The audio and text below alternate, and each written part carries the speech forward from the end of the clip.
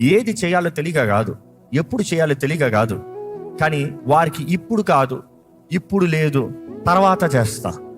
ఈ వాయిదాలు వేసే వారితో చాలా భయంకరమైన సంఘటన ఏంటంటే, వారు చేయను అని చెప్పరు, వారు చేయను కుదరదని చెప్పరు. ఏమంటారు తెలుసా? ఇప్పుడు కాదు అంటారు, ఇప్పుడు చేయను అంటారు, తర్వాత చేస్తానంటారు.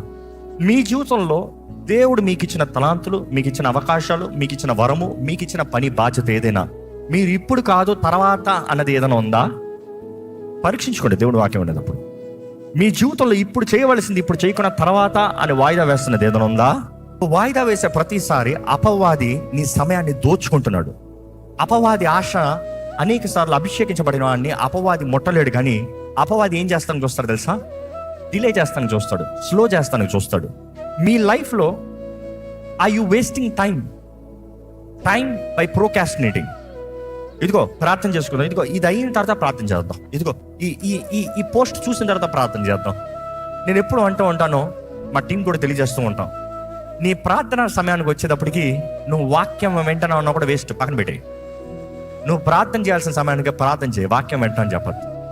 నువ్వు ప్రార్థన చేసే సమయానికి నువ్వు ఎడిటింగ్ చేస్తున్నావేమో, ఏదో పని చేస్తున్నావేమో, దేవుని కొరకు ఏదో పని చేస్తున్నావు. No no no no cut it. నేను గొప్పవాడిని అవ్వాలని ఆశపడుతున్నావు, కానీ లెక్కప్ప చెప్పలేని వాడు గొప్పవాడు అవ్వలేడు. కొంచెం ఏదైనా ఇవ్వాలి, నీ జీవితంలో ఏదైనా పెట్టాలి, నీ జీవితంలో ఏదైనా ఇన్వెస్ట్ చేయాలంటే is looking at your credibility. Where is your credibility? ఈరోజు చాలా మంది జీవితంలో చూడండి, దేవుడు ఎంత ఇచ్చినా, దేవుడు ఎంత చేసినా, నువ్వు ఎంత కష్టపడి చేతిలో సంపాదించుకున్నా, చివరికి ఏమంటారు తెలుసా మనుషుల డైలాగు?